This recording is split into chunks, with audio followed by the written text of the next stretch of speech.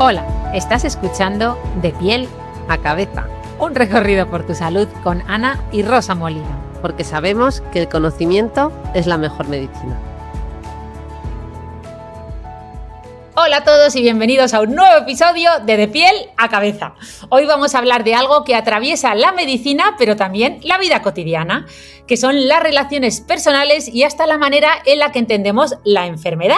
No estoy hablando nada más y nada menos que de cómo comunicarnos, ¿no? De cómo comunicar mejor, en definitiva. Porque a veces pensamos que una consulta médica depende solo de los conocimientos del profesional, de que nos dé un diagnóstico y un tratamiento adecuado. Y, por supuesto, todo eso importa, pero hay algo que muchas veces cambia por completo la experiencia de una persona cuando va al médico y también en muchas otras situaciones de la vida cotidiana, ¿no? Que es el cómo se siente de escuchada, de comprendida o de acompañada. Todos hemos vivido alguna vez esa sensación de salir de la consulta pensando, no he sabido explicarme, o al revés, no me ha entendido o me he quedado con dudas, ¿no? Así que esto es importante y al revés también. Hay muchos profesionales que son capaces de ordenar el caos en pocos minutos, de hacerte sentir visto, de bajar la ansiedad, de poner palabras a lo que te pasa y otros que no tanto. Entonces, hoy está con nosotros una persona que es, para mí, especialista en todo esto que hemos dicho, ¿no? En ayudarte a entender mejor tu propio proceso, a que te expreses mejor. Y es que ella es especialista en muchas cosas, pero sobre todo a mí me gusta esa faceta que tiene de que, bueno, pues se ha interesado mucho por la medicina narrativa, por la escucha, por cómo hacer mejores preguntas, cómo prepararnos para una consulta médica, pero también para una conversación difícil en la vida. Y por ello, hoy está con nosotros la doctora Elena Hernández Medina. Voy a saludarla primero y ahora ya la presento. Hola Elena, bienvenida. Hola Ana, hola Rosa. También está Rosa con nosotros, hoy estamos las tres, ya sabéis que ahora estamos, el podcast lo tenéis disponible en vídeo, en YouTube, nos podéis ver aquí a las tres, que sé que os está gustando mucho, así que os animo a que veáis a Elena. Y nada, ella, como os decía, es médico, especialista en medicina familiar y comunitaria, es decir, médico de familia, pero sobre todo es una profesional muy interesada en la dimensión humana de la medicina y de la consulta, ¿no? La relación entre el médico y el paciente, todo el valor de no interrumpir demasiado pronto, la importancia de reconocer la preocupación de la persona que tienes delante y esa idea tan potente que yo muchas veces le escucho a ella de que comunicar también es tratar. En su divulgación, que os animo desde ya a todos a seguirla en su perfil de Instagram @doctora.elenamedina, pues comparte muchas ideas, muchas herramientas sobre comunicación terapéutica, escucha activa, escucha clínica, cómo estar más presentes y bueno, yo no puedo estar más contenta de que esté aquí. Y como esta presentación a mí me parece que se me ha quedado un poquito corta, porque Elena es una persona súper inquieta que además está interesada en toda la medicina integrativa, en herramientas de comunicación de todo tipo, pues la invito a que nos cuente brevemente un poco su historia, ¿no? De cómo llegó de ser médico a interesarse tanto por este campo de la comunicación. Bueno, muchas gracias por la presentación, Ana. Gracias, Rosa, por estar aquí esta tarde. Gracias a ti, Elena, por animarte a venir. Nada, en realidad la historia empieza como todos, ¿no? Uno estudia medicina, elige especialidad, hace la residencia, luego acaba la residencia, empieza la consulta y vas viendo en consulta que muchas de las cosas que tú dabas como por hecho cuando hacías la carrera, el A, B, C, que lo tenías muy claro, cuando lo pones en la vida real, eso a veces no es así. A veces no es A, B, C y es Z, Y, X y tienes que adaptarte un poco a las cosas que van aconteciendo. Entonces, un poco de la inquietud en siempre buscar cosas nuevas o de poder ayudar a las personas, pues aquello de ampliar un poco miras, de estudiar medicina integrativa, de estudiar medicina narrativa y de poder acompañar y no solo diagnosticar y tratar.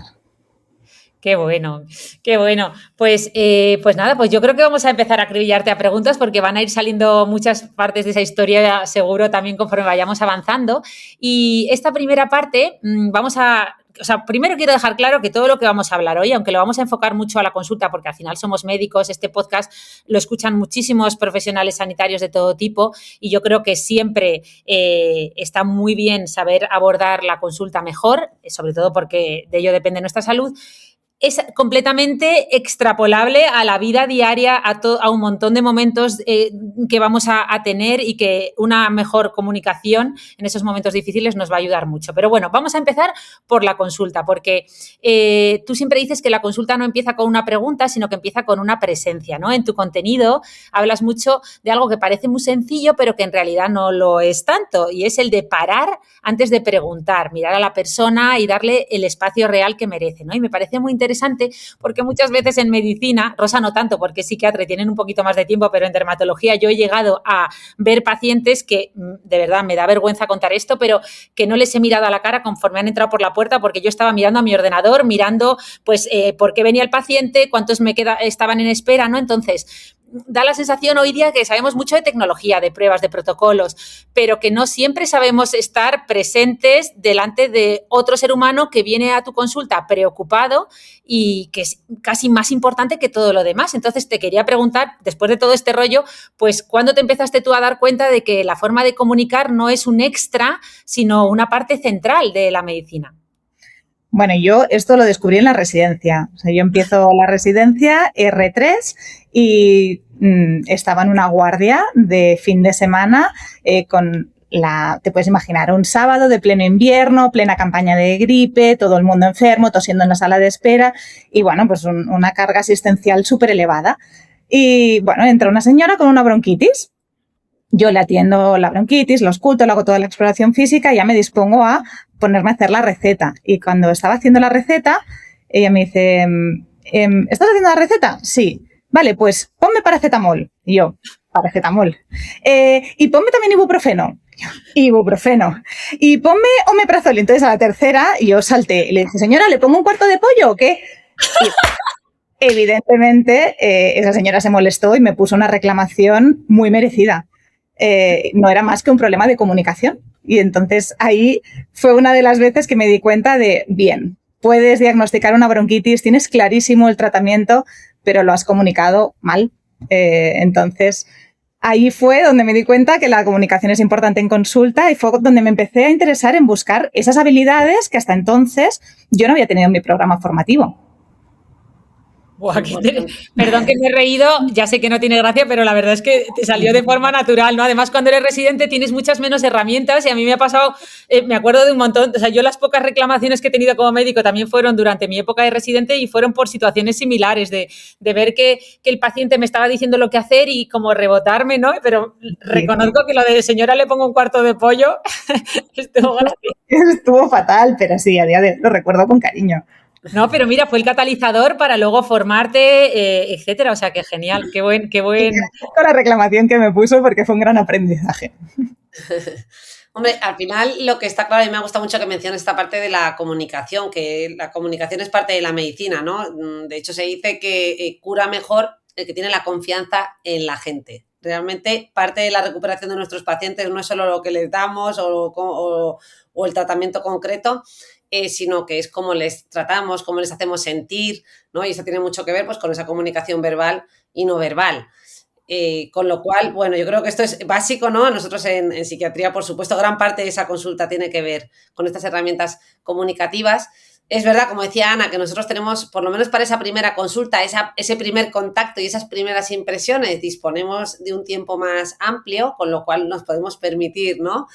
Pues hacer uso de estas preguntas abiertas, pues con mucha amabilidad, ¿no? Invitar a la persona que nos cuente ampliamente. Cuando ya vemos que el tiempo se empieza a ajustar, ya sí empezamos como a afinar hacia dónde queremos ir. Pero mi pregunta es para alguien que trabaja desde la medicina general, donde los tiempos son mucho más ajustados, pero esa primera impresión comunicativa es tan importante, ¿cómo lo hacéis, ¿no? Cuéntanos, Elena, cuál es la evolución y cómo lo planteas tú en tu consulta del día a día. Bueno, yo pienso que la presentación es importante, ¿no? ¿Cómo salimos a buscar a ese paciente? Ir uno a uno, ¿no? A veces uno de los errores frecuentes que cometemos los médicos de familia cuando estemos en un consultorio con muchas visitas a la vez es salir con la lista. Pepito, pasa usted, después de Pepito, María, y después de María, Ramón, y después de, ¿no? Y todos ahí ordenados como en una pescadería. Entonces, quizás hacer ese pequeño esfuerzo, aunque seguro que nos resta un poco de tiempo, pero de salir uno a buscar a cada uno de ellos, sería una buena manera. ¿no? Tú sales, buscas a Pedro, le miras a los ojos y le saludas, le das los buenos días y os sentáis y empecéis la consulta. Creo que ese simple gesto puede ayudar muchísimo. Y luego tener un momento de presencia, ¿no? No entra Pedro, no es lo mismo salir a buscar a Pedro, sentarnos, mirarle a los ojos, decirle unos buenos días y preguntarle en qué le puedo ayudar, que estar en mi consulta mirando al ordenador mientras Pedro entra por la puerta y yo ni siquiera le estoy saludando ni le estoy mirando a la cara, ¿no? Eso es una de las cosas que la gente se queja muchísimo. Resta muy poco tiempo porque en pocos segundos podemos saludar de manera cordial y podemos establecer ese vínculo y cambia completamente cómo empiezas una consulta.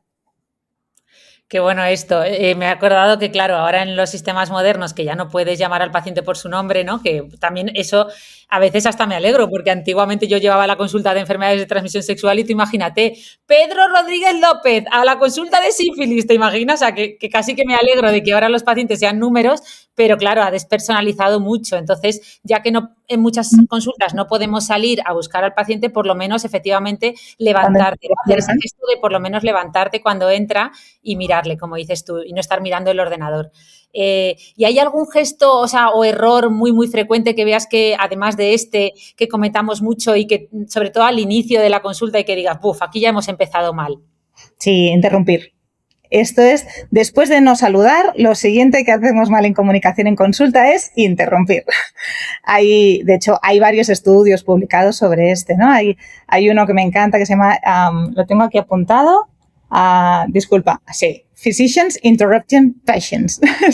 Médicos que interrumpen pacientes, donde analiza cuánto tiempo tarda el médico en interrumpir al paciente cuando empieza a hablar y se analizaron que tardaba 11 segundos, ¿no? Entonces, es que no dejamos hablar, no dejamos que las personas se expresen. Y en contraposición hay otro estudio súper bonito que habla del discurso libre.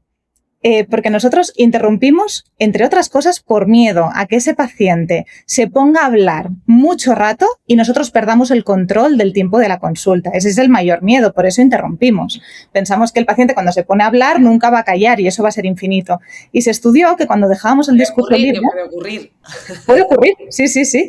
Se estudió que cuando dejábamos el discurso libre, la mayor parte de los pacientes, hasta el 80%, eran capaces de expresar sus motivos de consulta en menos de 2 minutos. ¿No? Entonces, este es un ejercicio que a veces es difícil, pero yo siempre propongo poder dejar esos 2 minutos de discurso libre y controlar el tiempo. Realmente yo voy mirando de reojo el reloj y voy mirando cuánto tiempo lleva el paciente hablando. Si se va de ese tiempo, ahí reconduces, o si realmente estás viendo que el discurso se va mucho por las ramas y tienes que reconducir, lo haces. Pero hacer ese esfuerzo de intentar no interrumpir permite que el paciente se relaje, lo estás escuchando. Y empezar la consulta así, simplemente apartando el ordenador, mirándole a la cara y escuchándole atentamente 2 minutos, nos puede ahorrar muchísimo tiempo después. Yo te lo multiplico por 10, porque como tenemos más, les suelo decir a los estudiantes cuando vienen a rotar, digo, el primer tiempo es libre. Le preguntamos para que empiece por donde quiera y hable contándonos en el orden que considere, porque aparte es que realmente dejando el discurso libre obtenemos información muy valiosa, ¿no? Y eso es algo que yo le digo a los estudiantes que hay que aprender y que tener presente, porque parece que solo vale lo que vamos como diseccionando nosotros con intención. Bueno, pues no, pues en ese discurso espontáneo hay información valiosísima. Además, en ese escenario nos encontramos con gente que efectivamente habla y se expresa muy bien y tiene como facilidad para contar lo que viene a contar a consulta, pero hay gente que tiene dificultades, pues ahí también, pues ese discurso libre, ves que no fluye con facilidad, pues le ayudas, ¿no? Y ya sí puedes hacer algo más dirigido. Pero a mí me parece clave esto que tú dices y que comparto, yo creo que en psiquiatría es algo muy habitual, el dejar comenzar a hablar, que comience de hecho, el tema del que viene, ¿no? ¿Por qué viene? También es una información para nosotros, ¿no? Si tú ves que es un paciente que le está costando expresarse, eso también es información para ti como clínico. Vale, a esta persona le cuesta expresarse, por lo tanto, en el momento en que yo me ponga a hablar, voy a tener que facilitarle esa conversación. Voy a tener que permitirle, voy a tener que darle más espacios, quizás necesita unas cadencias más tiempo, unos silencios un poco más largos para que se pueda organizar. Así que también es una manera de poder ver después, cuando tú tienes que interrumpir, cómo lo vas a hacer. Qué bueno. Sí, yo simplemente eso, decir que todo esto que estamos hablando para la consulta, o sea, me parece súper útil para el día a día, porque muchas veces pasa lo mismo con una amiga que te quiere contar, oye, vengo mal, ¿no? Y te quiere contar que, yo qué sé, pues que lo ha dejado con el novio o porque está triste. Y enseguida nos ponemos a interrumpir para dar consejos de tienes que hacer esto, ¿no? O, ¿sabes? Y es lo mismo, o sea, es decir, no dejamos hablar a la gente y yo justo quería que Elena nos contara estos estudios porque yo los conocí por ella y es verdad, o sea, es que a raíz de leerlos te das cuenta de que la mayoría de pacientes siempre puede haber una excepción que confirma la regla y alguien que termina, que si le dejas hablar se come todo el tiempo de consulta. Pero en general los pacientes hablan mucho menos de lo que nosotros como médicos pensamos que van a hablar. Ellos mismos se autorregulan. Entonces esto es muy importante. Y luego Rosa también siempre me cuenta una cosa que yo creo que quiero que nos cuente, y es que, Rosa, tú siempre dices que muchas veces que van pacientes a la consulta de psiquiatría y a lo mejor dicen, bueno, salen de allí después de una hora y dicen, bueno, pero es que no me ha recetado nada. Y dices tú, bueno, es que a lo mejor mi curación ha sido a través de lo que hemos hablado, ¿no? Es decir, que muchas conversaciones son terapéuticas per se. No hace falta siempre que la consulta vaya con una receta. Es decir, el poder que tiene la palabra para sanar y para curar, que ya iremos profundizando en ello, es muy potente también. Sí, lo que suelo decir, bueno, primero, no suelo decir curar, porque realmente la palabra curar no lo utilizamos o no aplica tanto, bueno, yo creo que en general, en la mayor parte de la medicina, ¿no? En ese proceso de recuperación, lo que sí que más, lo que observamos no es tanto que digan no me han dado nada, sino que hay veces que la gente se va con esa sensación, tampoco es que nos lo digan en consulta, pero esto es algo repetido, que tú escuchas fuera de la consulta, que es, pues he ido a perder el tiempo, ¿no? Porque no me ha dicho nada o como que la gente espera que le des unas claves o unas herramientas, que es algo repetido en la consulta. Sin tener en cuenta que ese tiempo que hemos compartido con una serie de preguntas dirigidas, que ha generado un espacio reflexivo donde pues emerge información muy valiosa tanto para el paciente como para nosotros, y que en las preguntas que tú haces el paciente está haciendo un trabajo introspectivo importante y cuando se va de la consulta su mente sigue trabajando en ello aunque no se dé cuenta. Eso es un tiempo de mucho valor y forma parte, como mencionaba Ana, de ese proceso terapéutico y de recuperación. Lo que pasa que si no hay nada visual, parece que eso no lo tiene. Es como que no ha servido para nada o he venido aquí a perder el tiempo, ¿no? Pues no, hombre, empecemos a ver o a valorar también estos aspectos que no son materiales o que no son esos tips ni esas pastillas, pero que tiene bastante más valor muchas veces, ¿no? Pues chicas, vamos a pasar a un bloque que a mí me gusta mucho porque hemos hablado aquí de la medicina narrativa. En este podcast lo vamos siempre nombrando, vamos dando pinceladas. Ya sabéis que para mí es una forma de entender la medicina de otra manera, ¿no? De sanar o de ejercer medicina que no es una forma clásica.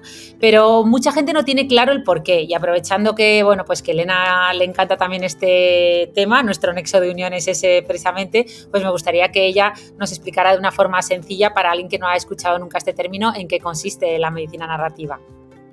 Bueno, la medicina narrativa básicamente es poner las historias en el centro de la consulta, ¿no? Los pacientes no son enfermedades con piernas que se van moviendo por el mundo, sino las personas tienen un contexto, tienen un entorno. Entonces se trata no solo de saber qué le pasa a esa persona, qué diagnóstico clínico puede tener, sino cómo afecta eso en su historia de vida. Es la manera de ver no solo cómo estás o no solo qué te pasa, sino cómo afecta ese diagnóstico que tienes, esa enfermedad, a tu día a día.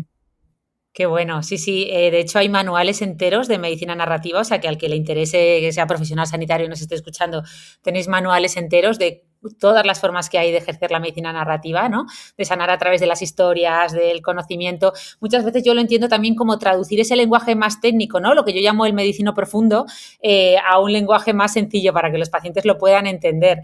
Y justo esa era mi siguiente pregunta, ¿no? Que muchas veces en medicina intentamos traducir demasiado rápido esa experiencia humana, esas historias que tú nos contabas, a un lenguaje técnico, ¿no? De, pues el paciente te cuenta una cosa y tú rápidamente, vale, pues es un caso de enfisema no sé qué, y ya le pones esa etiqueta técnica y pierdes muchos matices, ¿no? De ese caso, creo yo. Claro, o sea, esto se basa en el modelo biomédico actual, ¿no? El modelo biomédico se basa en buscar un fallo en el organismo, un fallo biológico, ir buscando pruebas normalmente de imagen o analíticas que nos apoyen ese diagnóstico que estamos pensando, etiquetar con el diagnóstico en medicino profundo, como dice Ana, ¿no? Poner una palabra súper difícil de pronunciar y de recordar, y luego hacer un abordaje terapéutico la mayor parte de veces con fármacos o con una cirugía. Este es el modelo biomédico actual. Y eso es válido en muchas ocasiones, pero en muchas otras no, ¿no? En psiquiatría quizás no es tan válido, o para explicar el dolor tampoco es válido, y ahí es donde las historias de vida forman parte del diagnóstico y forman parte del proceso. O sea, ahí es donde la medicina narrativa gana todo su poder. Nos han enseñado en la universidad a etiquetarlo todo, a ponerlo todo en clasificaciones, en cajoncitos, y eso es muy necesario a nivel académico, porque si no sería muy difícil ordenar todo ese conocimiento médico. Pero cuando bajamos a la vida real, cuando tenemos una persona delante, esa persona tiene una historia de vida que le ha llevado hasta ahí y que te ha elegido como médico o que ha hecho que consulte ese día en ese momento. Y eso es importante porque de ahí sacamos mucha información que luego va a ser muy valiosa para poder acompañarles y para poder tratarles. Qué bueno. A mí me ha gustado, volviendo un poco a lo que has comentado al inicio, de que los pacientes no son enfermedades, ¿no? Que van por ahí caminando. Me recuerda la película de Patch Adams, que hay una escena, ¿no? Donde sale uno de los médicos con un montón de alumnos y pasa por delante de una camilla y dice, aquí tenemos una diabetes mellitus, y empieza a explicarlo. Y entonces de repente uno de los alumnos, que es el protagonista, ¿no? Levanta la mano y le dice, perdone, ¿cómo se llama la paciente? ¿No? Porque claro, en esta parte docente tan centrado en la enfermedad que te has olvidado de que es una persona la que está ahí, ¿no? Y sale la paciente con cara de susto, como diciendo, oye, hola a todos, ¿no? ¿No? ¿Cuántas veces se ha expresado así en el hospital, ¿no? En el box 1 hay una fractura de cadera, en el box 4 hay una neumonía por gripe, ¿no? Y dices, bueno, la fractura de cadera, tiene 90 años, se llama María, está acompañada por su hija y está asustada. ¿Cómo cambia, no? Sí, sí. ¿Cómo cambia todo? No. Y lo que es peor, ahora que os escuchaba, lo peor, la de veces que hemos traído o sea, estás con un paciente en consulta, que es un caso a lo mejor espectacular, en el sentido de que es algo que no se ve mucho, y llamas a un compañero y delante del paciente le dices, ven, que tengo un caso súper bonito o súper espectacular. O sea, como ya directamente despersonalizando por completo a esa persona, y lo importante es el caso, la espectacularidad del caso, la rareza, que es publicable o no es publicable, y todo esto delante del paciente, que tiene que asistir atónito a todo esto, ¿no? De que parece que te importa más la posible publicación en una revista de alto impacto que su caso y su historia. Sí, yo esto lo he vivido como paciente. Yo a los 12 años me diagnostica de una pitiriasis rosada de Gisbert. Aquí Ana, nuestra amiga dermatóloga, sabe perfectamente a qué nos referimos. Y bueno, pues es un cuadro clínico, el mío era muy florido, era muy típico, con su primera lesión, su placa Heraldo, y luego todo el exantema. Y entonces estaba en un hospital donde habían residentes, y por esa habitación pasaron infinitos médicos, infinitos estudiantes, infinitos residentes, y al final, claro, llegó un momento en el que yo me sentía como una especie de mono de feria, y esto está bien que lo tengamos en cuenta, ¿no? Que podamos decir, pues mira, tienes un cuadro que es bonito a nuestra vista como dermatólogos, ¿te importaría que los enseñáramos? Y van a pasar tantas personas, ¿no? Porque claro, yo cuando me preguntaron, ¿te importa que lo enseñemos? No, claro que no. Pero claro, no paraba de pasar personas una tras otra sin fin, y llegó un momento que yo ya estaba agobiada, ¿no? Entonces, bueno, como pacientes todos hemos tenido estas experiencias, y creo que como profesionales también nos tenemos que hacer cargo para evitar transmitirlo a nuestros pacientes. Pues Elena, en relación a todo esto que estamos hablando, también quería mencionar otra película que se llama El Doctor, una película de los años 90, que el resumen sería un poco de mi misma medicina, ¿no? Porque él era jefe de servicio de un hospital de San Francisco al que le diagnostican un cáncer de laringe, y es atendido allí en el hospital y termina dándose cuenta y viviendo en su propia piel este tipo de escenas cotidianas que hacemos los médicos sin darnos cuenta, y que al final lo que implica es que hay una falta de empatía y de compasión hacia el paciente. Total, que este mismo doctor, cuando ya ha pasado por el hospital y ha visto lo duro que es, ¿no?, estar en esa situación, coge a todos sus alumnos y hace un experimento que consiste básicamente en darles los típicos batines del hospital con el culo al aire y con unos cordoncitos por detrás, y entonces a cada uno le ponen un box y salen todos así como avergonzados, ¿no?, con la camisetilla, intentando taparse el culillo. Y nada, entonces le dice, bueno, pues y le pone como un cartel, un nombre a cada uno, y le dice, quiero que sintáis cómo se siente uno cuando viene a un hospital. Se siente vulnerable, ¿no?, con ese culo al aire, entre comillas, como metáfora de la vulnerabilidad global, ¿no?, de sentirte enfermo, de sentirte mal, de necesitar cuidados. Entonces dice, se sienten vulnerables, se sienten frágiles, sienten miedo y sobre todo sienten y necesitan saber. Y poniéndonos un poquito en esa piel del que se siente así y que lo que necesita es, pues, más allá de, por supuesto, la medicina y la cura al motivo por el cual ha venido al hospital, lo que necesitan es esa comprensión, ese acompañamiento que se hace, pues, a través de la palabra, de nuestro lenguaje verbal y no verbal. Así que, bueno, ya tenemos aquí 2 películas para hablar de comunicación que aquellos que estén interesados yo recomiendo, El Doctor y la de Patch Adams, que aun teniendo unos años, pues nunca quedan desactualizadas y son muy bonitas para caer en la cuenta de estos pequeños detalles que bueno, que a veces pasamos por alto. Te lanzo una pregunta simplemente, yo creo que también poniéndonos en el lado de los médicos y que puede ser una dificultad. Sé que es verdad que a veces pues tenemos una presión asistencial y más a día de hoy muy, muy importante. ¿Qué recomendación darías tú, Elena, para abstraernos también? Porque yo pienso que a veces parte de esta mala praxis tiene que ver con ir con prisas, con estar también un poco agotado, con tener a mucha gente, ¿no?, fuera esperando. ¿Qué consejo le darías tú a la gente para autorregularse, ¿no?, si notan que están como en ese estado de irregulación y de tensión que les va a dificultar el poder empatizar y ponerse en el lugar del otro? Lo primero, hacer pequeñas pausas, ¿no? O sea, entre un paciente y otro, darnos unos segundos, si hace falta tomar aire, ¿no? Ni que sea una respiración, una inspiración y una expiración profunda, como, vale, acabo uno y empiezo con el siguiente. Es esa pequeña pausa, ese tomar presencia de uno mismo, eso puede ayudar. Y luego, por otro lado, el hecho de la empatía, ¿no?, que se ha entendido muchas veces como ponernos en el lugar del otro. Y no, empatía no significa sentir el dolor de la persona que tenemos delante. Empatía es entender ese dolor y acompañarlo, ¿no? No me hago cargo de tu dolor, no me pongo como protagonista de tu historia y sufro contigo, sino que me pongo a tu lado y te acompaño en este proceso, entiendo tu sufrimiento y te acompaño en tu sufrimiento, ¿no? No se trata de ponernos una supercapa de salvadores y de héroes, porque esto desgasta muchísimo, esto no es gratis para el profesional, sino hacerlo con una distancia prudente, como para cuidarnos a nosotros mismos como profesionales, pero que esa distancia no sea el muro de Berlín que nos separe tanto de las personas que tenemos delante y que estamos tratando. Totalmente, buen matiz, que igual ha sonado como que estaba igualando la empatía con ese ponernos en el lugar del otro. Es verdad que nosotros utilizamos como un término más amplio, ¿no?, que es el de cognición social, que implica muchas de estos elementos, y bueno, que hay que poner un poquito de todo, ¿no?, ese conectar con la experiencia del otro, pero sí intentar ponernos también en su lugar, aparte de conectar, pero manejar al mismo tiempo esa distancia para no contagiarnos y no dejarnos llevar por esa emoción. Oye, Elena, y nos empezabas el podcast contándonos un poco esa experiencia que tuviste de residente de una consulta que, bueno, pues debido a la comunicación no supiste manejar bien, pero ahora que es más bien todo lo contrario, que te has interesado por la comunicación, que te has formado, que también formas a gente, que ¿hay alguna experiencia que haya sido lo contrario, que la hayas precisamente salvado por saber comunicar mejor?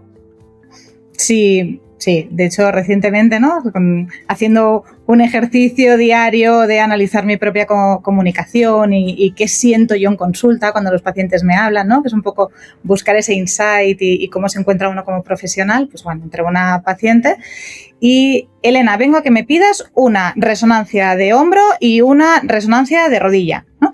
Y yo ya notaba que me estaba enfadando, como que no vengo a explicarte el síntoma, sino que yo ya sé lo que tengo que pedir. No es la lista de qué me está pasando, sino es la lista de la compra. Vengo a que me hagas la petición de esto y la petición de aquello. Entonces fue como, vale, haz un minuto, respira. Yo me iba diciendo a mí misma mientras ella hablaba, escúchala y vamos a ver cómo reconducimos la situación, tal que ella me pudo explicar. Le dije, bueno, me gustaría que me explicaras cuáles son tus síntomas, ¿no? ¿Qué te duele? ¿En qué momento te duele? Ella lo pudo expresar. Le pedí permiso para explorarla, exploramos esa rodilla, exploramos ese hombro, y cuando nos sentamos otra vez en la mesa, le dije, pues mira, creo que lo que necesitas en el hombro no es una resonancia, sino es una ecografía. A lo que ella me contestó, sí, yo no sé qué es lo que necesito, simplemente es que me duele el hombro, ¿no? Entonces, yo me había empezado la consulta enfadando porque me pedía una resonancia, pero en realidad era simplemente que ella no sabía expresar que lo que quería era que yo estudiara ese hombro que a ella le era doloroso, ¿no? Entonces, el hecho de ser reactivo y dar ese tiempo, ¿no? Si yo hubiera sido reactiva al inicio, que es lo que hubiera hecho seguramente de residente, no, una resonancia, no, una ecografía, o sabré yo como médico lo que tengo que pedir, que esto también es muy típico, ¿no? El hecho de evitar eso, dar espacio, permitir que se exprese, explorarle, luego da ese momento en el que tú como profesional te puedes expresar y ves que el paciente lo recibe excelente. Ese ajuste de expectativas, ¿no? Tan importante, porque sí, si no vamos en modo reactivo, más que proactivo, que implicaría entender, ponerme en el lugar de ver, ¿no? Cuál es su duda y preguntar, sobre todo preguntar, más que afirmar, que a veces nos lanzamos con contestaciones, ¿no? Colocándonos en esa posición de saber, de que soy el médico y tengo respuestas para todo, no siempre las tenemos, y siempre colocarnos en esa posición de no saber, también hacia lo que espera el paciente para poder ajustar esas expectativas. Vale, oye, pues vamos a pasar a un bloque que también Elena habla mucho en sus redes, que vuelvo a animar a que la sigáis porque da gusto escucharla, y es que ella nombra mucho cómo la consulta no es solo un intercambio de información, es muchas cosas más, ¿no? La persona, como bien nos contaba, trae una biografía, experiencias previas con otros médicos, miedos, su manera de entender el cuerpo, la salud y un montón de cosas más. Entonces, ¿qué emociones suelen llegar con más frecuencia a consulta? Miedo, vergüenza, rabia, necesidad de valoración, ¿no? Que muchas veces no identificamos, porque yo es verdad que reconozco que, claro, que te fijas, o sea, es que es como que te abstraes como médico de las emociones del paciente, te centras en el contenido y no tanto en la forma. Muchísimo miedo. La gente consulta porque le preocupa algo y sobre todo le preocupa que eso sea malo, ¿no? O sea, estamos en un mundo donde cada vez hay más diagnósticos de enfermedades oncológicas, por ejemplo, que es una gran preocupación que tiene la población. Luego te puedes dar cuenta, yo trabajo en un pueblo pequeño, depende de lo que haya pasado recientemente en ese pueblo, puedo imaginarme cuáles son los miedos de las personas que consultan, ¿no? Si recientemente hay alguien que ha muerto por una muerte súbita haciendo deporte y es una persona joven, tengo muchos deportistas que van a consultar las próximas semanas por ese motivo, ¿no? Entonces, es importante poder identificar esos miedos y poder darles respuestas, ¿no? Antes de ponernos a dar la explicación de qué es lo que te está pasando o qué es lo que no te está pasando, decir, bueno, ¿qué te preocupa? ¿No? ¿Qué es lo que te angustia?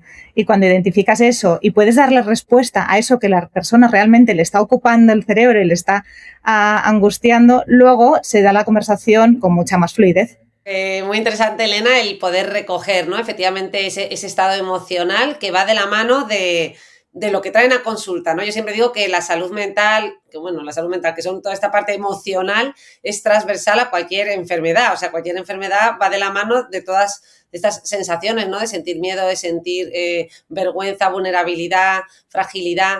Entonces, que es muy importante tanto recogerlas como saber cómo conducirlas en consulta. Nada, Elena, es un lujo, la verdad, poder escucharte. Yo me quedaría aquí el podcast completo, pero le había avisado a Ana que me tenía que marchar, que no me podía quedar hasta el final. Por lo menos hemos podido compartir esta parte del episodio y me quedaré escuchándolo hasta el final cuando ya lo tengamos publicado. Que muchísimas gracias por acompañarnos. Gracias, Rosa, por estar aquí este rato. Muchas gracias. Perfecto, Elena, pues nos quedamos ahora tú y yo aquí mano a mano. Vamos a pasar a una parte que yo creo que es más práctica y que va a ser muy útil para la gente que nos esté escuchando, de también un poco cómo podemos hacer, no solo como médicos, sino como pacientes, para preparar una consulta médica y que sea lo más útil posible, ¿no? Entonces, si tuvieras que dar 5 consejos a la gente, bueno, si digo 5 pueden ser 3, pero consejos que podemos dar a la gente para preparar una consulta. Bueno, quizás lo primero es tener claros los motivos de consulta, ¿no? Hay personas que vienen y que, vale, voy al médico, pero de repente tenían como mucho caos en la mente, muchas cosas que querían consultar, pero no se han parado a hacer un análisis de cuáles son esos motivos. Entonces, eso nos ordena. Si el paciente tiene claro que necesita consultar por 3 cosas y nos lo dice, a nosotros como médicos nos ordena. En general nos ordena a todos. Luego sería bueno también analizar los síntomas, ¿no? Luego hay muchas cosas que vamos a preguntarte. ¿Cuándo te pasa? Si se relaciona con las comidas, si aparece de noche, cuánto tiempo. A veces la temporalidad es importante, ¿no? En comunicación nos encontramos mucho como, ¿desde cuándo te pasa esto? Uy, hace mucho. Vale, pero muchos son semanas, días, meses. Uy, no sé, mucho. Como mínimo desde la boda de mi tía. Pero ¿cuándo se casó tu tía? Pues, cuando se casó mi tía, la pequeña tenía 4 años, ¿vale? ¿Y cuántos años tiene la pequeña ahora, no? Y llevas ahí un minuto intentando descubrir. Entonces, lo hago en modo broma para ejemplificar esto, pero realmente son cosas que suceden. Entonces, haber hecho un pequeño análisis como paciente antes de todas esas cosas sobre tus síntomas es importante.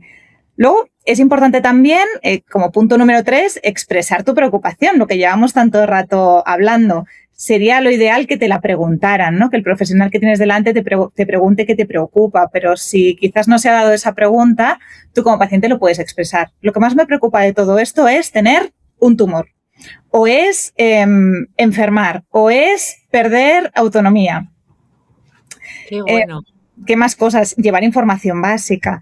Hay muchos sistemas donde todo está digitalizado, pero sobre todo cuando vamos a consultas privadas, donde no está toda la información en el sistema, pues es útil llevar resultados de pruebas, llevar la receta de la medicación que tomas. Con la receta se dan muchos errores, ¿no? De no saber exactamente qué se toma o hacer una prescripción sin tener en cuenta lo que el paciente ya estaba tomando previamente, así que llevar esa información es útil y es práctico.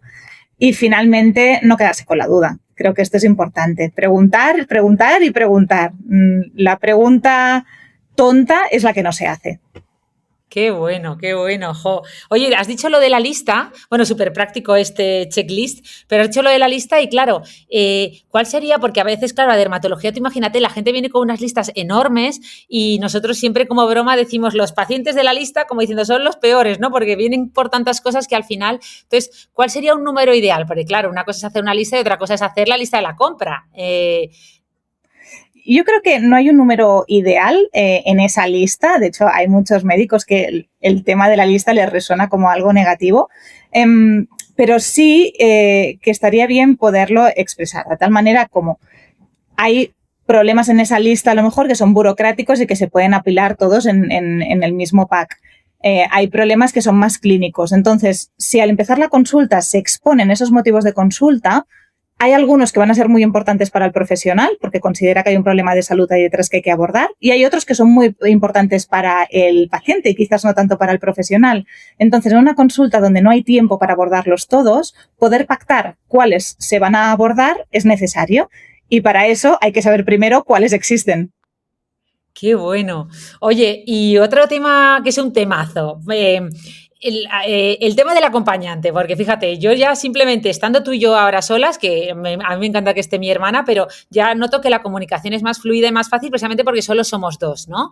Cuando hay 3 personas, al final hay más que comunicar, hay más interrupciones, entonces nosotros, el tema del acompañante a mí nunca me ha gustado especialmente, excepto obviamente en menores de edad, incluso llegué a tener como anécdota a un compañero que siempre decía que lo mejor o sea, que solo ponía una silla, ¿no? En la consulta, decía, a mí me da igual que vengan no acompañante, pero yo solo pongo una silla porque si el acompañante no tiene dónde sentarse, se impacienta, habla menos, o sea, interrumpe menos, ¿no? Entonces, muchas veces, cuando hay un acompañante, que además es bastante común en medicina, la comunicación se dificulta. ¿Cómo abordamos este tema? Bueno, pienso que hay 2 tipos de acompañantes, ¿no? Aquellos que interrumpen y aquellos que no. No todos los acompañantes están todo el rato invadiendo la consulta. Entonces, hay momentos en los que tener un acompañante casi es un aliado en esa comunicación. Sobre todo es cuando tú vas a comunicar una mala noticia, cuando vas a comunicar algo de alto impacto emocional, donde la persona puede ser que se quede aturdida con esa emoción, con esa angustia, y ya todo lo que le digas después sea incapaz de retenerlo. Entonces, ahí tener un acompañante que pueda asumir toda esa información para luego poderle dar un feedback y podérselo poder explicar de nuevo en casa, eso es una súper herramienta de la que nos tenemos que ayudar. Luego, claro, está el otro tipo de acompañante, que es el acompañante protagonista, ¿no? Aquel que invade la consulta y que todo el rato interrumpe o incluso que expone sus propios motivos de consulta que nada tienen que ver con los motivos de consulta del paciente. Entonces, bueno, esto sí que hay que ponerles límites, hay que saber identificarlos y poder darles su espacio también en ese lugar, que seguramente va a ser menos protagonista de lo que a ellos les gustaría. Oye, y siguiendo con lo que es un poco el desarrollo de la consulta, hemos hablado de que, bueno, pues que uno de los errores más típicos, o que pensamos que es típico, porque luego ya hemos visto que no lo es el enrollarse mucho, a lo mejor, ¿no? Hablando al principio, pero ¿qué otros errores cometen los pacientes, o cometemos, porque yo he sido paciente y los he cometido a la hora de expresar, ¿no? Pues yo, por ejemplo, peco mucho de caer en detalles y no ir a lo esencial, ¿no? ¿Cómo teníamos que estructurar la comunicación? Primero contar, entiendo, nuestra preocupación mayor, como contabas, y luego ya detalles, o cómo podemos organizar eso. Has dicho una cosa que me ha encantado y es que somos pacientes también. Es que todos somos pacientes, ¿no? Los médicos se nos olvida. Evidentemente los pacientes no son médicos, pero los médicos sí somos pacientes. Entonces eso no se nos puede olvidar nunca, que todos somos personas que tratamos con personas. Así que todos cometemos errores de comunicación, los unos y los otros. Los más frecuentes de los pacientes, pues por ejemplo, es lo que tú explicabas, ¿no? Dar detalles accesorios, irte a buscar cosas en esa historia que a lo mejor no dan tanta información o no son tan importantes, y luego te olvidas de explicar síntomas que son súper graves, a lo mejor por desconocimiento, porque tú no conocías que eso era tan grave o que iba a darnos la pista para el diagnóstico. Luego tenemos los pacientes que minimizan, ¿no? Que esto no es tan importante o que no me duele tanto, y estos también son peligrosos, ¿no? Porque peligrosos, entiéndeme, en el sentido de que cuando tú no conoces bien a esa persona y no sabes que minimizas, puedes pasar por alto cosas que son importantes. Los médicos de familia, ahí tenemos una gran ventaja, y es que habitualmente conocemos a nuestro cupo y ya sabes quién minimiza, quién no. Entonces, cuando alguien me dice que le duele y yo tiemblo porque nunca se queja de dolor, este tipo de cosas.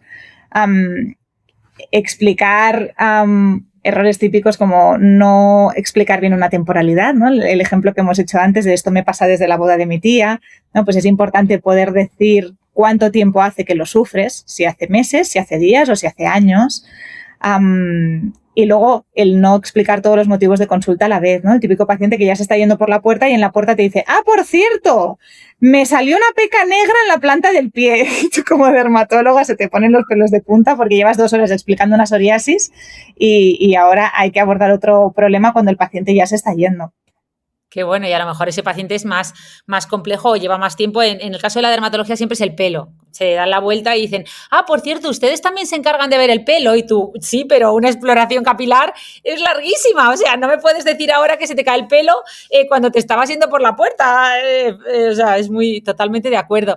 Y hablando de estos errores, que estos también tenemos que hablar de malos entendidos, ¿no? Porque entiendo que también surgirán muchos malos entendidos entre médico y paciente. No sé cuáles son los más frecuentes.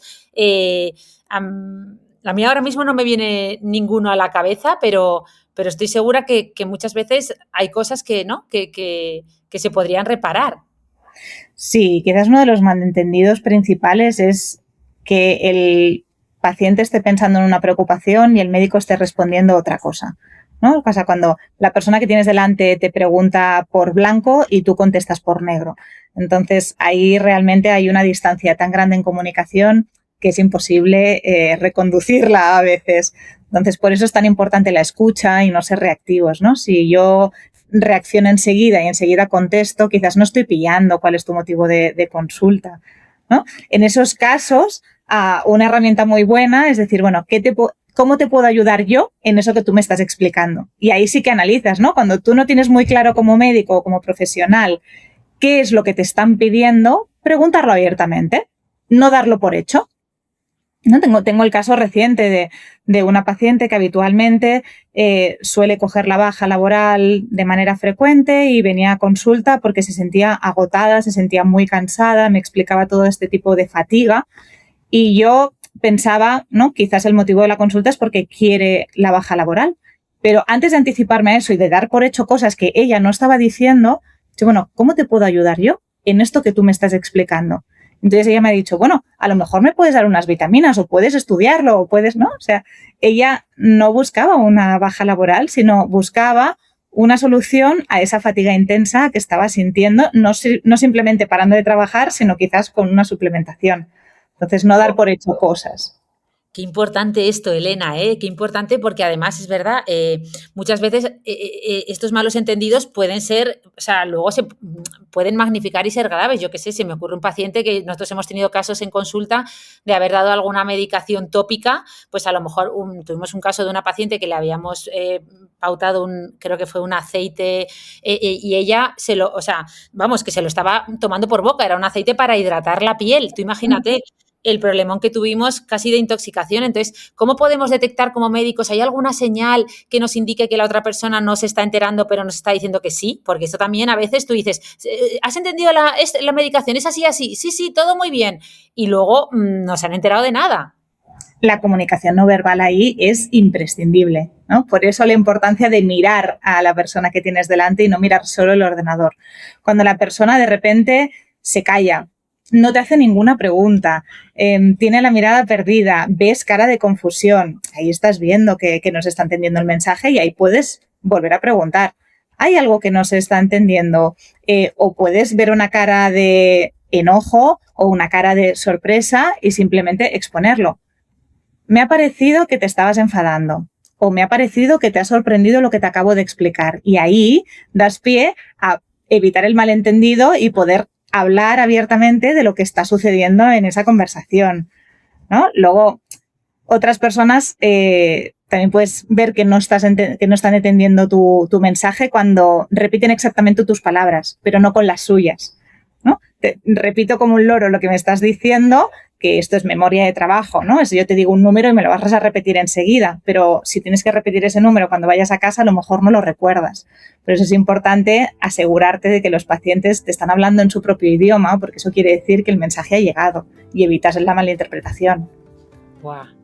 Qué razón llevas, qué buenas estrategias. Oye, y una cosa que adelantábamos ya al inicio del podcast es que íbamos a hablar también de cómo comunicar en momentos difíciles, ¿no? Que en medicina, por desgracia, no son pocos. Y también cómo comunicar la incertidumbre, bueno, pues las malas noticias, todo esto, ¿no? Entonces, yo creo que la buena comunicación, que en tu caso yo lo noto mucho, pues se nota todavía más cuando lo que hay que comunicar no es nada fácil, ¿no? Entonces, ¿qué principios no deberían faltar nunca cuando hay que comunicar algo difícil o cómo comunicar algo difícil? Porque ahora está muy de moda. Yo cuando llegaba a la consulta de melanoma, que la llevaba en conjunto con los oncólogos, ellos me decían a mí que no sabía dar noticias malas, que era demasiado buena, entre comillas, que lo dulcificaba todo mucho y a mí ellos me resultaban demasiado claros, casi incluso agresivos, ¿no? Entonces, ¿cómo decimos la verdad sin aplastar? ¿Cómo encontrar ese equilibrio que a ti se te da tan bien, pero que no es tan fácil? Bueno, yo creo que las malas noticias se tienen que comunicar desde la verdad. Eso, por desgracia, hay un diagnóstico malo, si lo podemos etiquetar de esa manera, que hay que decirlo con todas sus letras y que no podemos decir medias verdades o decir mentiras piadosas, porque eso no ayuda en absoluto. No se trata de soltar la información sin más, sino de sostener esa información y de poderla comunicar de manera clara. Lo otro es el ritmo, ¿no? Tú no puedes dar malas noticias a ritmo de metralleta. Una mala noticia necesita sus tiempos, ¿no? Pues te he hecho venir aquí porque no ha salido un buen resultado en la biopsia y das un poco de espera, permites ver qué actitud tiene, cómo cambia su gesto en las sillas, si te está atendiendo o no. Luego comunicas el diagnóstico, das espacio, das tiempo. El ritmo es importante y necesitamos frenarnos, que normalmente vamos todos acelerados por la vida. Conectar antes de explicar, ¿no? Lo que hemos explicado al principio de conectar con el paciente. Tú no puedes comunicar una mala noticia en un ambiente donde no haya una tranquilidad, donde tú no te hayas presentado, donde no haya una conexión verdadera con esa persona. Creo que eso es imprescindible. Y finalmente, el lenguaje, ¿no? Tenemos que poder usar un lenguaje suficiente como para que nos entiendan. No hace falta el lenguaje más técnico del mundo. A veces puedes aterrizar con palabras más del día a día y se va a entender muchísimo más.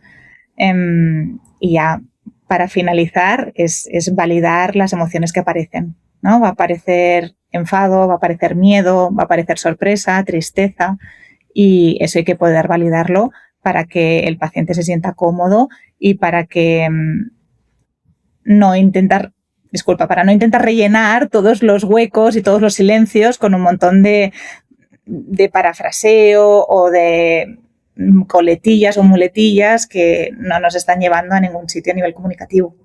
¡Buah! Qué buena lección, no solo para consulta, para la vida, para comunicar cualquier cosa importante o difícil con un familiar, con un amigo o en cualquier situación.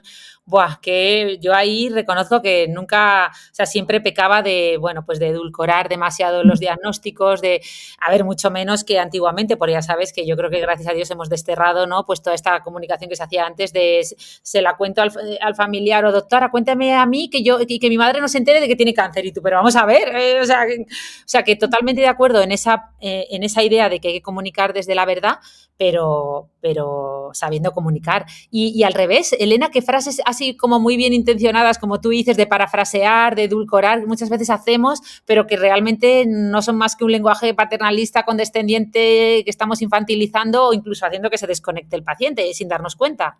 Esas son muletillas que usamos todos y que hay que ser muy conscientes de ellas porque salen automáticamente. Entonces, el típico, no te preocupes, estate tranquila, tienes que ser fuerte. No, hay que analizar nuestro lenguaje, somos profesionales, tenemos que estar preparados para esas situaciones y poder dar respuestas sin tener que recurrir a estas frases hechas que daríamos en un bar, porque no estamos en un bar, estamos en una consulta. Entonces, la claridad sin compasión es fría, ¿no? Entonces, tú tienes que transmitir un mensaje de claridad y de verdad, pero siendo compasivos. Pero luego, la compasión, si no tiene claridad, es confusa, ¿no? Si estás con un mensaje con muy buen intencionado, intentando edulcorar mucho, quizás no llega realmente la información, que es que la enfermedad es grave y que hay que estar atentos a ella. Buah, qué bien expresado, qué claridad, nunca mejor dicho, de ideas. Oye, ¿y algún aprendizaje? Que es que a mí me encantan tus historias porque ejemplifican súper bien todo lo que vamos hablando y de hecho, pues luego yo misma, como alguna ya la he comentado contigo, me acuerdo diciendo, Ana, esto le pasó a Elena, o sea, ¿algún aprendizaje importante que te haya enseñado algún paciente en algún momento de comunicación dura, difícil, que... Sí, o sea... Hay miles de historias de estas en consulta de cómo has comunicado o qué ha pasado después, pero una de las cosas que más me dicen los pacientes es, ostras, pues recuerdo, ¿no? Una vez que tú ya has dado la mala noticia, que esa enfermedad incluso ya se ha pasado, que ese paciente ya está curado y luego hablas, ¿no? A toro pasado de, wow, cómo estábamos de mal hace 2 años, ¿no? Y tengo los pacientes que me dicen, recuerdo cuando me llamaste por teléfono y me dijiste que viniera a consulta. ¿No? Es como, wow, si tú estás esperando una prueba y te llaman y te dicen que vengas y que vengas acompañado, ¿no? Ella ya sabía que ese día que le pedí que viniera acompañada era para transmitirle una mala noticia. Y a veces hay algunos que se fijan en cosas que luego tú piensas, wow, pues mira, yo no le había dado tanta importancia. Recuerdo el día que te sentaste al lado de mi madre y le diste la mano, ¿no? Son historias de impacto, son cosas en las que las personas que tienes delante se están fijando en qué estás haciendo tú como profesional y que a lo mejor tú ni recuerdas ese día, pero esa persona lo recuerda muy bien. Entonces, por eso es importante que la comunicación se dé en un ambiente de respeto y que la trabajemos bien, porque el impacto emocional de una mala noticia es muy alto y eso va a acompañar a esa persona toda la vida. O sea, quizás tú te vas a olvidar de ese momento, pero esa persona que tienes delante no lo va a olvidar nunca. Así que eso hay que cuidarlo.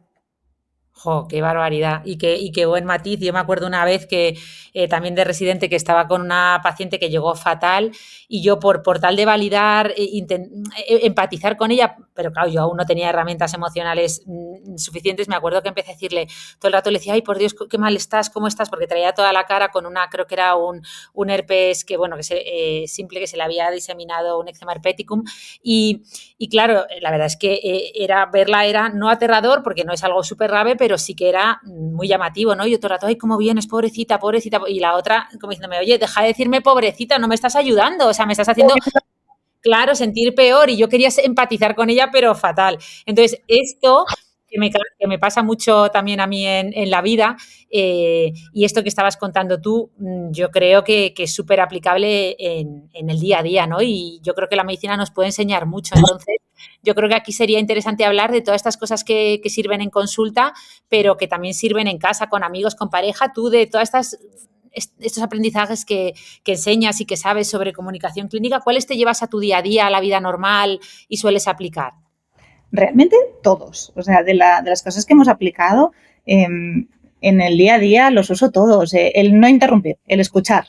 Escuchar es una herramienta tan útil, tan necesaria. Yo soy parlanchina, mucho, desde pequeñita. Y cada vez tiendo a intentar hablar menos y escuchar más. Y cuando escucho más y hablo menos, mi comunicación mejora, tengo menos errores, me arrepiento menos de decir cosas que a lo mejor en otro momento no hubiera dicho. Y también escuchar desde la atención. Escuchar no es ese tiempo en el que la persona habla y tú estás pensando qué contestarle. Escuchar es escuchar con atención y permitir que esa intención de esa conversación vaya hacia algún lugar, pero a lo mejor es un lugar que no es el que tú habías previsto. Entonces, eso también es bonito, ¿no? Dejar que te sorprendan. Para dejar que te sorprendan tienes que poder escuchar con atención. Luego, qué bueno. Preguntar antes de asumir, ¿no? Damos tantas cosas por hecho, nos creemos muy listos todos, ¿no? Yo esto ya lo sé. Bueno, pero ¿y si no lo damos por hecho y preguntamos realmente cómo te has sentido, qué es lo que te ha molestado de esto? ¿No? Esto en pareja puede darse mucho, ¿no? Yo lo conozco como si lo hubiera parido, ya, pero tú le has preguntado realmente qué es lo que está sintiendo, y creo que esa pregunta sincera es necesaria en la consulta y es necesaria en la vida. O la validación emocional, ¿no? En lugar de, oye, pues es que no te tendrías que poner tan nervioso, o deberías hacerlo. Tú lo que tienes que hacer es, no, pues ¿por qué no cambiamos esas órdenes por un entiendo que esto te haya molestado, o por un tiene sentido que te estés sintiendo nervioso, o tiene sentido que estés triste? Todo eso aplicado a una conversación con una amiga, a una conversación con tu madre, a una conversación con tu pareja, es súper necesario. Yo hace un tiempo leí un post en Instagram que decía, tu madre no te estresa, te estresas tú. Y tiene toda la razón, no sé de quién es, no podría mencionar la fuente, pero me parece excelente, ¿no? Entonces, qué bueno.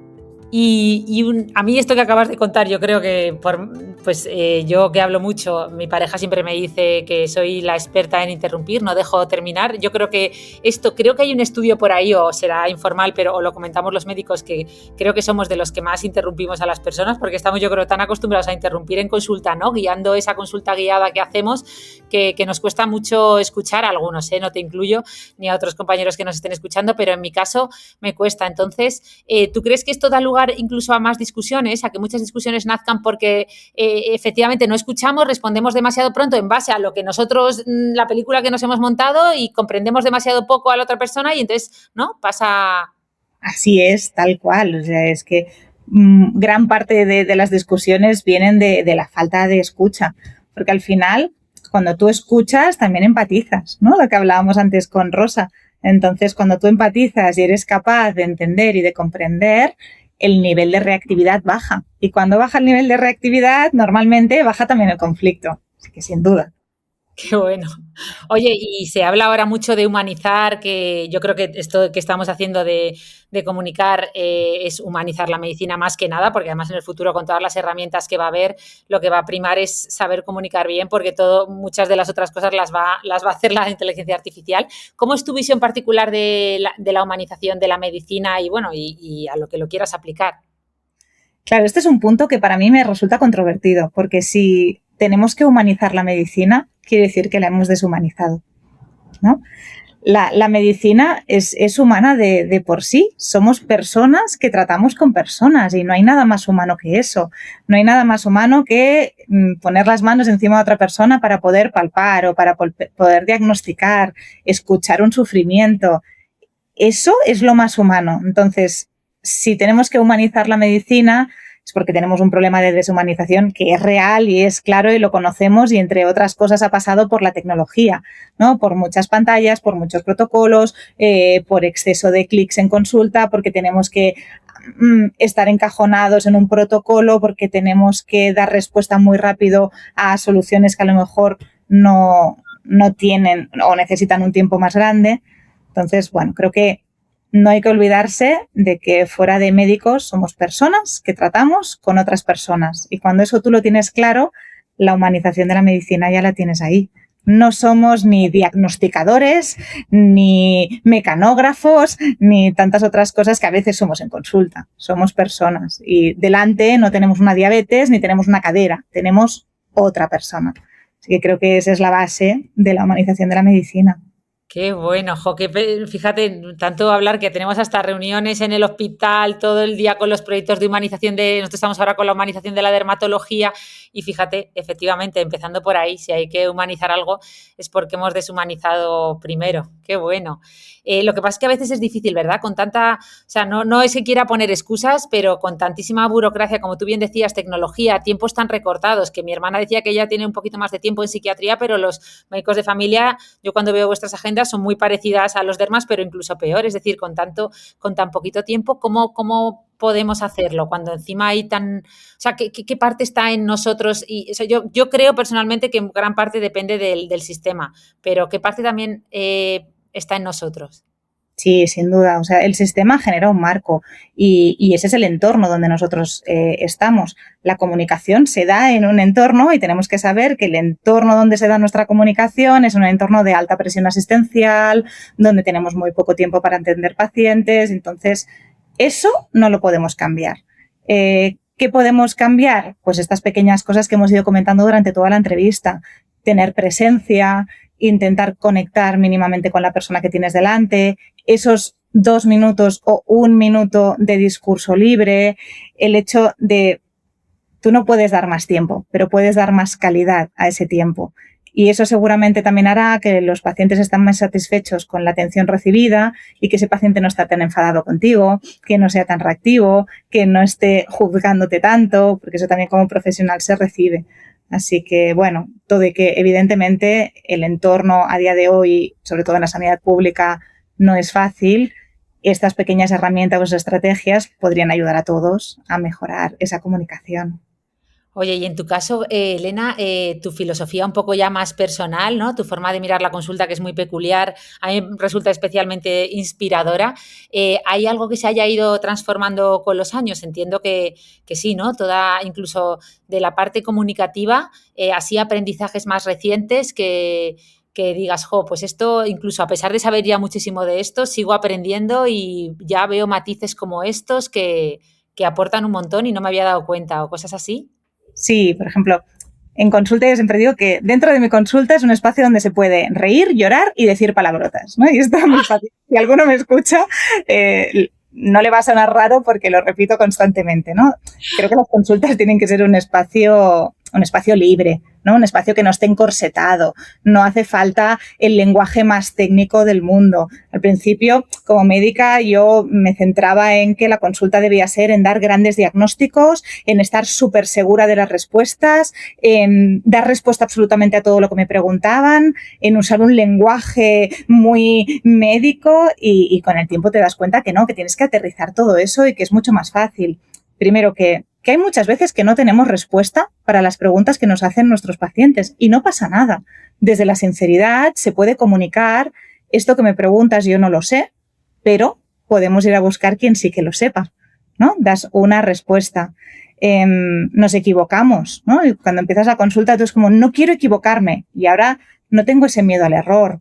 Me voy a equivocar porque soy humana, pero no me voy a desentender de ese error, ¿no? Entonces, pues cuando me equivoco, me hago cargo y le digo a la persona que tengo delante, te pido disculpas porque me equivoqué pidiéndote esta analítica, o más grave, te pido disculpas porque me equivoqué en este diagnóstico.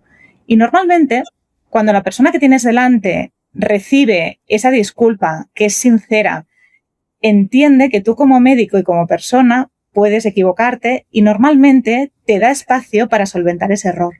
Pero si tú te desentiendes de ese error, ahí sí que entras en un gran conflicto. Esto también es un aprendizaje que he hecho con los años, evidentemente, y las muchas cosas que me quedan por aprender que todavía no me he encontrado y que cuando lleguen, pues las abordaré.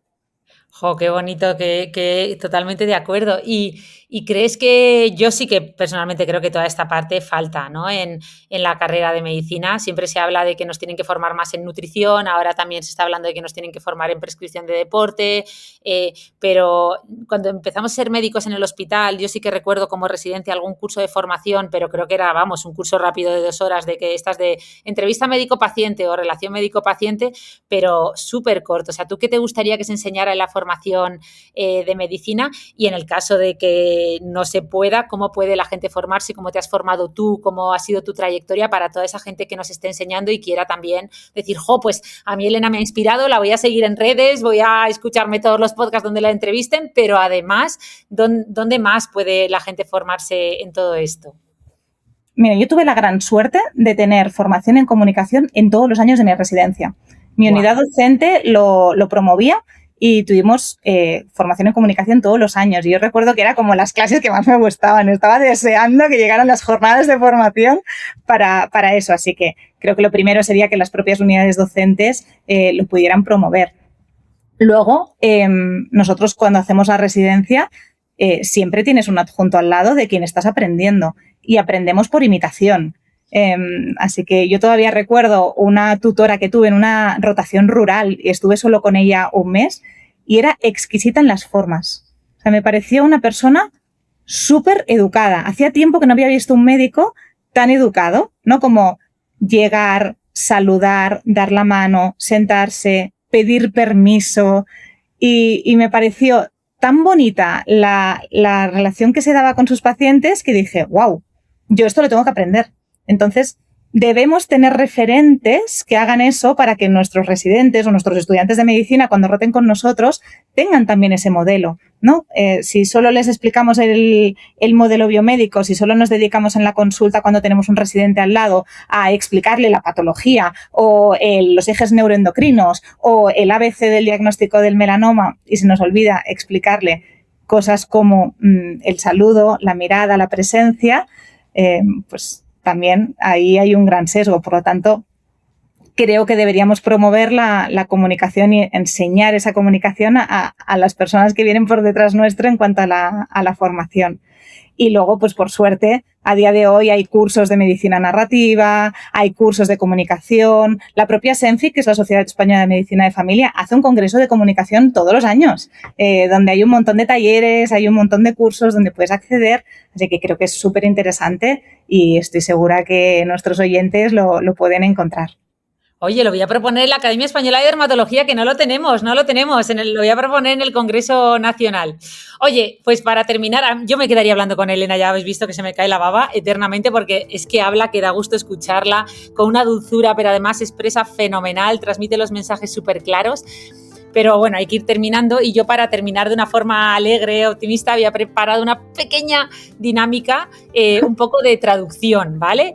Venga. Yo te voy a ir diciendo las frases típicas que solemos decir a veces en consulta y tú nos puedes decir pues cómo sería una versión pues más terapéutica, más clara, más humana, como le quieras llamar, bueno, más como Dios manda, ¿no? Pues, por ejemplo, el típico médico que tú has ido, le has contado algo y te dice, eso no es nada, no te preocupes. El clásico que has puesto tú antes de ejemplo, no te preocupes, eso no es nada, no tiene importancia. Bueno, quizás podemos abordar creo que lo que me estás explicando, por suerte, no es un problema grave de salud, pero vamos a ver qué es lo que más te preocupa de los síntomas y cuáles podemos mejorar. ¡Guau! ¡Qué diferencia! ¡Qué diferencia! Vale, otra frasecilla que ha salido antes por ahí, que es un clásico y que yo peco y lo he dicho muchas veces, no, estate tranquila, tienes que estar tranquilo, no pasa nada. Vale, quizás lo podríamos reformular haciendo una validación. Veo que te estás sintiendo inquieta con lo que me explicas. ¿Cómo crees que podría ayudarte a entrar en calma con ese proceso? Qué bueno, qué bueno. Vale, vamos con otra, un clásico, las pruebas con los asteriscos, ¿no? Que parece que si el examen parece un examen, la analítica parece un examen, los pacientes a veces llegan, el otro día llegó mi pareja y me decía, mira, todo sin asteriscos, y yo, eso no, pero bueno, muchas veces incluso cuando vamos con prisa le dices al paciente aquello de, nada, el análisis está todo bien, salen las pruebas, está todo bien, así que no te preocupes, ¿no? Como diciendo, se acabó la consulta. Y el paciente se va como, bueno, pero que no, se queda eso muy corto. Bueno, en cuanto a las analíticas, por ejemplo, a mí me gusta poder explicarlas.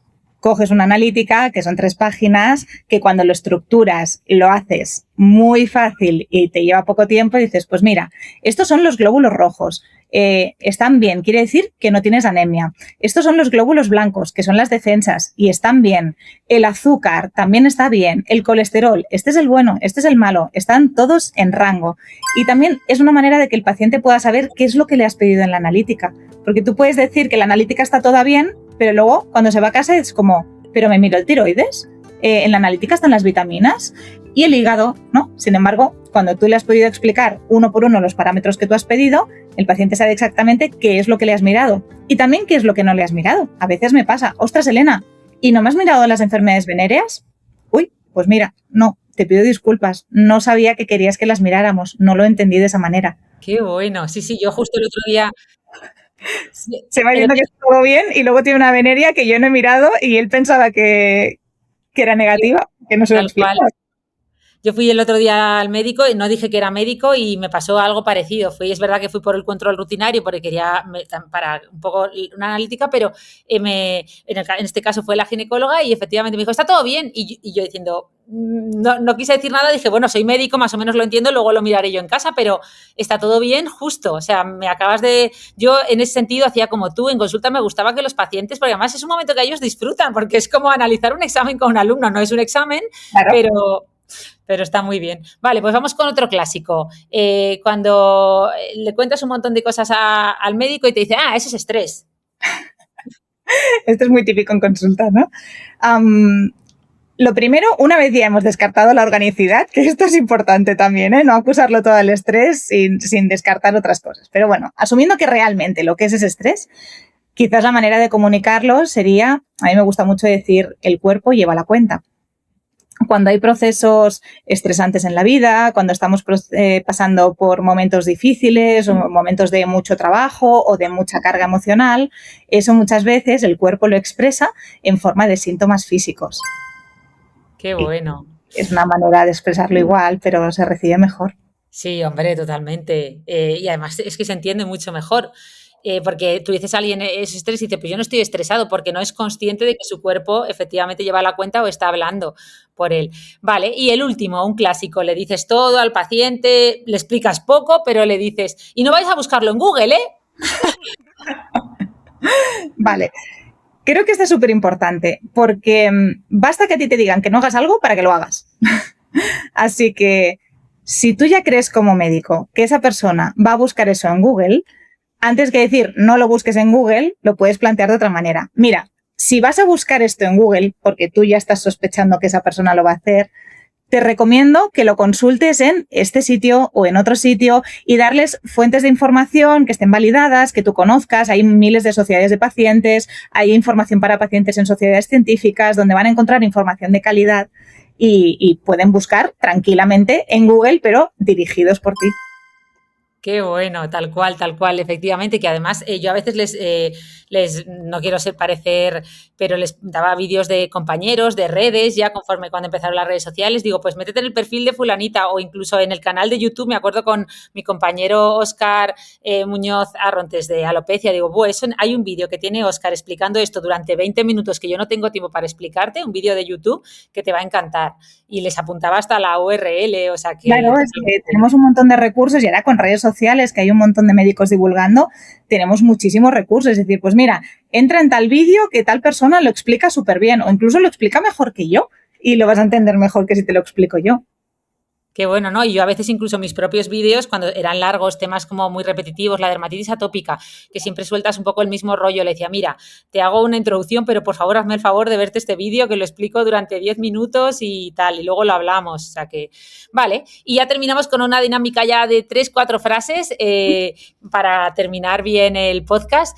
Que nos puedas decir, por ejemplo, una frase que realmente calme, ¿no? Que podamos usar, ¿no? En consulta en la vida. Bueno, quizás creo que la más importante es estoy aquí contigo, ¿no? Te estoy acompañando y vamos a ir paso a paso. Qué bueno. Y al revés, una frase que suele empeorar la situación. El no te preocupes. Sí. Eso no es nada, no te preocupes, estate tranquila, las 3 seguidas, como una metralleta. Sí. No, bueno, y si encima están llorando, decirle, no llores, y tú, pero, ¿sabes? Que eso es como, el llorar es como el picor. Yo siempre le digo que a un paciente que le pica mucho la piel no le puedes decir no te rasques, porque le va a picar más. Entonces hay que darle estrategias. Vale, una frase que todo paciente debería atreverse a decir en consulta. No lo he entendido, creo que sería una buena. Y la otra es, lo que más me preocupa es, ¿no? Creo que esas son 2 muy importantes que los pacientes deben atreverse. Qué bueno. Y ya por último, una frase que todo médico, que seguro que nos están escuchando muchos, debería recordar antes de que llame al siguiente paciente o antes de que entre alguien por la puerta. Bueno, esta creo que ya la he dicho durante la sesión, pero me gustaría remarcarla y es que somos personas que trabajamos con otras personas. Y eso es la base del sistema, de la comunicación y de la medicina. Qué bueno, Elena. Tal cual. Qué barbaridad, qué lección magistral. Ya habéis visto por qué teníamos tantas ganas de que Elena viniera al podcast. Yo, en cuanto mantuve una pequeña conversación con ella sobre medicina narrativa, ya me di cuenta de lo bien que se expresa, de lo bien que explica las cosas. Ya os habéis dado cuenta. Así que no sé si hay algún lugar más allá de tus redes donde podamos encontrarte, aprender de ti. De momento no, pues eso hay que solucionarlo. Me dice, corta, no lo pienso cortar. Todavía no, pero pronto lo va a ver porque yo sé que está preparando muchas charlas, cursos y todo, o sea que lo actualizaremos en el... De momento me pueden encontrar en mi canal de Instagram, donde intentaré ir colgando vídeos sobre la divulgación en comunicación. Y bueno, es posible que próximamente podamos dar algún curso sobre esta temática, pero de momento no está... No pasa nada. Les mantendremos informados. Así que nada, Elena, de corazón, muchísimas gracias por sacar el ratito, que sé que la pobre ha llegado de consulta, ha comido a todo correr y se ha puesto aquí con nosotros, o sea que gracias de corazón. Al revés, muchas gracias a ti, Ana, y gracias a Rosa, que también ha estado. Y nada, un placer compartir este rato con vosotras y con todos vuestros oyentes. Sí, Rosa, la verdad es que no iba a poder estar y me escribió que le interesaba mucho el tema, por favor, hacerme un huequito, aunque sea media horita, o sea que al final lo ha logrado y yo estoy muy contenta que hayamos estado las 3. Y nada, a todos los que nos estéis escuchando, recordad que si le dejáis 5 estrellitas a este episodio en la plataforma que lo estéis escuchando, ya sea Apple Podcast, Spotify, YouTube, pues hará que más gente lo vea, gracias al algoritmo, y llegue toda esta información tan valiosa a todos nosotros, que como habéis visto es perfectamente aplicable para el día a día, no solo para la consulta. Así que un abrazo a todos, gracias Elena y hasta el próximo viernes.